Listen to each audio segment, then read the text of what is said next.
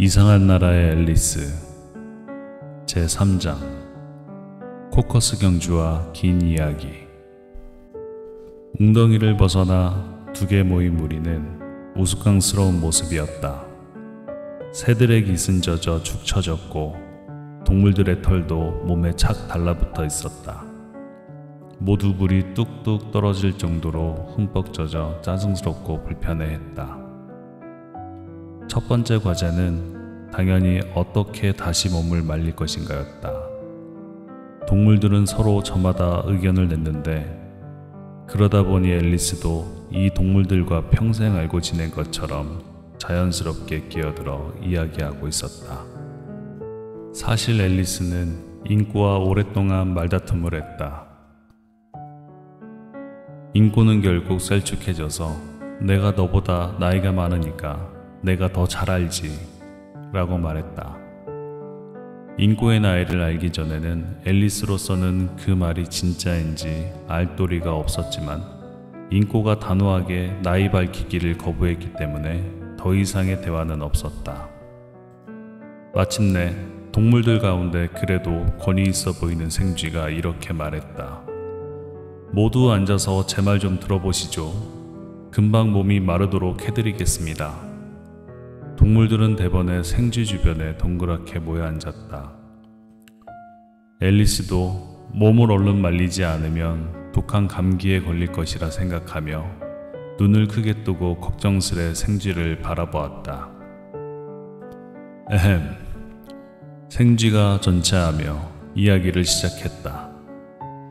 준비되셨나요? 이건 제가 아는 가장 메마른 이야기입니다. 정숙해 주시길 부탁드립니다. 교황의 총애로 명분을 얻은 정복자 윌리엄에게 지도자를 원했고 약탈당하고 정복당하는데 너무나 익숙했던 잉글랜드 사람들은 곧바로 복종했습니다. 메르시아와 노선브리아의 백작 에드윈과 모르카르는 이때 인꼬가 콜록하고 기침을 하며 몸을 떨었다. 생쥐는 눈살을 찌푸렸지만 정중하게 말했다. 실례지만 뭐라고 말씀하셨죠? 아냐 하고 인꼬는 황급히 대답했다. 뭐라고 하신 줄 알았습니다. 그럼 이야기를 계속하지요. 생쥐는 말했다. 메르시아와 노선브리아의 백작 에드윈과 모르카르는 윌리엄을 따르겠다고 공표했습니다. 애국심이 높았던 캔터베리 대주교 스티건드마저도 그것이 타당하다는 것을 알았지요. 뭘 알았다고? 하고 오리가 물었다. 그걸 알았다고요? 하고 생쥐가 대답했다. 그것이 무엇을 뜻하는지 당연히 아시겠죠? 그것이 뭔지는 잘 알지. 내가 뭘 알게 되면 대개 그것은 개구리나 벌레야. 그런데 대주교는 무엇을 알게 된 거지? 하고 오리가 말했다. 생쥐는 오리의 질문을 듣지 못하고 빠르게 이야기를 이어갔다. 대주교는 에드가 에설링이 윌리엄을 찾아가 왕관을 건네는 편이 타당하다는 것을 알았습니다. 윌리엄은 처음에는 정중하게 행동하였지만 오만한 노르만인들이 넌 좀 어때? 생쥐가 앨리스에게 이렇게 말하며 몸을 돌렸다. 이렇게 흠뻑 젖은 적이 없어. 그 이야기가 젖은 걸 말려주는 것 같지는 않아. 앨리스가 우울한 목소리로 대답했다. 그러자 도도새가 일어서 발을 들더니 근엄하게 말했다. 그러면 난 보다 활동적인 방법을 당장 도입하기 위해 휴정하겠어. 좀 알아듣게 말해 하고 어린 독수리가 말했다. 무슨 소리인지 반도 못 알아듣겠네. 더군다나 너도 무슨 소리인지 모르는 것 같은데. 그리고는 어린 독수리가 웃음을 감추기 위해 고개를 숙였다. 다른 새 몇 마리는 킥킥거리며 소리내어 웃었다. 내가 하려는 말은 하고 도도새가 조금 화난 목소리로 말했다. 몸을 말리는 데에는 코커스 경주를 하는 게 가장 좋다는 거야. 코커스 경주가 뭐야? 하고 앨리스가 물었다. 사실 앨리스는 그다지 꼭 알아야 하겠다는 생각이 들진 않았다. 하지만 도도새가 누군가 물어봐야 한다는 듯이 뜸을 들였고 아무도 뭔가 물어보고 싶어 하지 않는 것 같아서 질문했다. 뭐 하고 도도새가 말했다. 뭔가를 설명하는 가장 좋은 방법은 해보는 거지. 도도새는 먼저 원 비스무리한 것을 그려서 경주로를 만들었다. 도도새는 꼭 정확한 원은 아니어도 돼 라고 했다. 그리고 저마다 경주로 이곳저곳에 자리 잡았다. 준비 출발은 없고 각자 출발하고 싶을 때 출발해서 나오고 싶을 때 나오면 되었는데 당연히 언제 경주가 끝났는지 알기가 어려웠다. 하지만 30분 정도 달리자 도도새가 갑자기 경주 끝이라고 외쳤고 그 즈음에는 꽤나 몸이 말라 있었다. 경주로에 모인 동물들은 헐떡이면서 그런데 누가 이겼지? 하고 물었다. 도도새는 쉽사리 대답할 수 없어서 손가락을 이마에 짚은 채로 앉아 오랫동안 생각했다. 셰익스피어의 그림에서 흔히 등장하는 포즈 말이다. 그동안 동물들은 조용히 기다렸다. 마침내 도도새는 모두가 이겼어. 그러니 모두 상을 받아야지. 하고 말했다. 그러면 상은 누가 주는데? 하고 모두들 물었다. 뭐 당연히 여기 이 아이가 줄 거야. 하고 도도새는 앨리스를 손가락으로 가리켰다.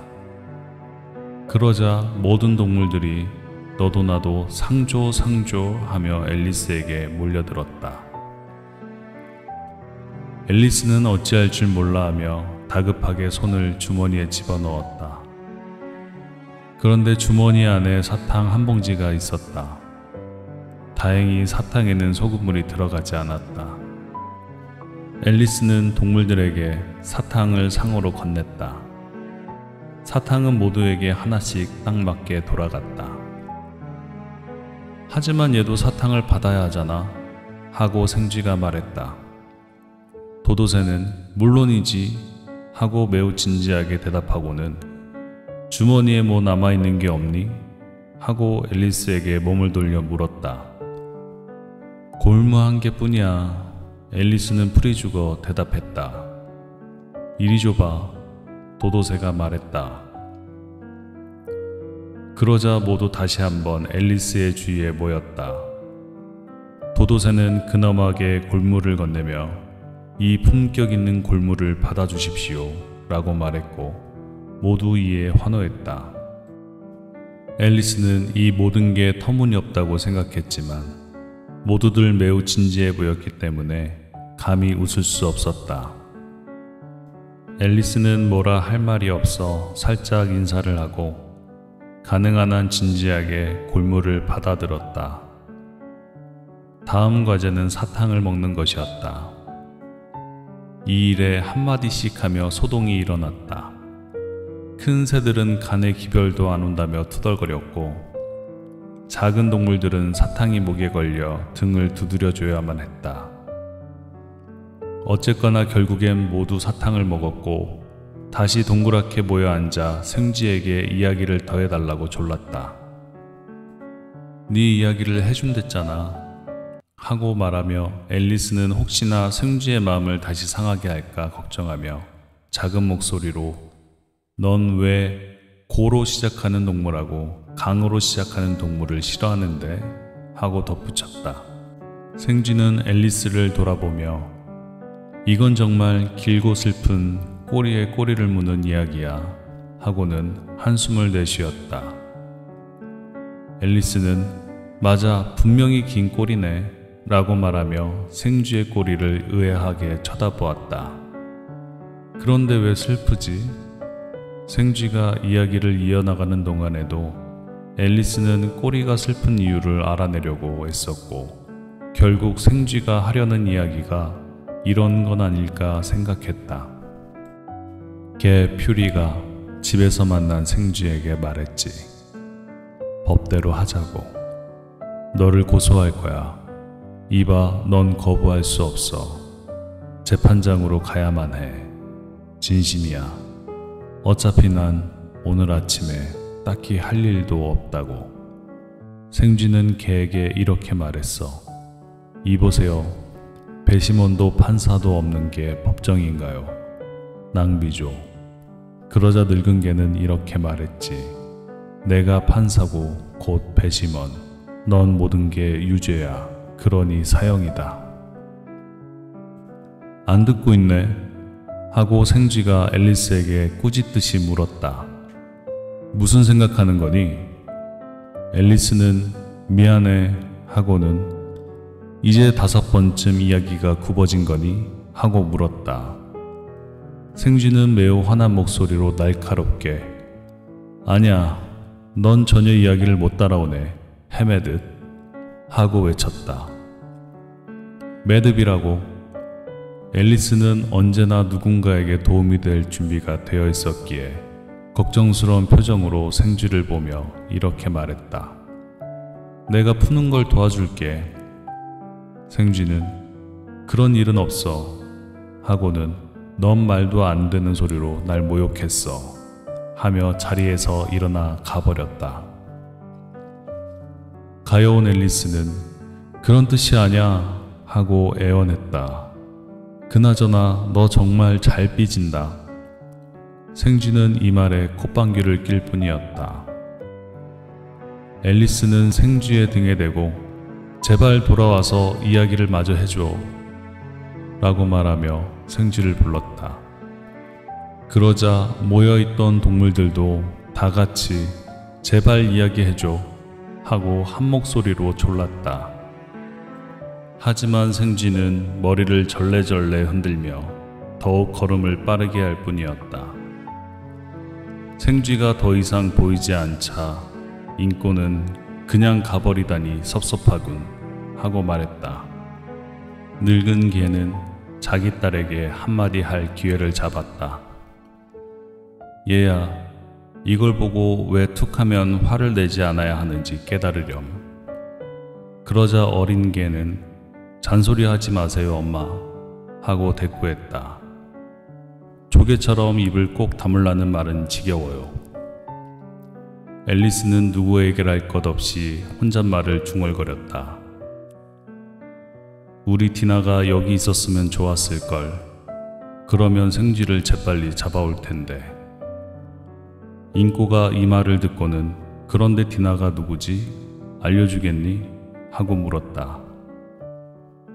앨리스는 언제나 자기 애완동물에 대해 이야기하고 싶어 했기 때문에 주저하지 않고 신나게 대답했다. 디나는 우리 고양이야. 쥐를 정말 잘 잡아. 상상도 못할걸. 너도 디나가 새를 잡는 걸 봐야 하는데. 글쎄, 새를 보면 순식간에 잡아먹는다니까. 이 이야기에 모여있던 동물들은 혼비백산했다. 어떤 새들은 곧장 자리를 떴다. 까치는 잔뜩 움츠리면서 집에 가야겠어. 밤 공기가 내 목에 좋지 않거든 하고 말했다. 엄마 카나리아는 떨리는 목소리로 얘들아, 이제 잘 시간이야 하고 아이들을 불러 모았다. 모든 동물들이 이런저런 이유를 대며 떠나고 나니 앨리스는 다시 혼자가 되었다. 디나 얘기는 괜히 꺼냈어 하고 앨리스는 슬픈 목소리로 말했다. 여기서 아무도 디나를 좋아하지 않네. 하지만 디나는 정말 세계에서 가장 멋진 고양이란 말이야. 내 귀여운 디나, 내가 널 다시 볼 수 있을까? 이렇게 말하며 가여운 앨리스는 다시 울기 시작하였다. 앨리스는 정말 외로웠고 기분은 한껏 가라앉았다. 얼마가 지났을까? 어디선가 다시 작은 발자국 소리가 들렸다. 앨리스는 생쥐가 마음을 바꿔 이야기를 마저 끝내려고 돌아오는 게 아닌가 기대하며 고개를 들었다.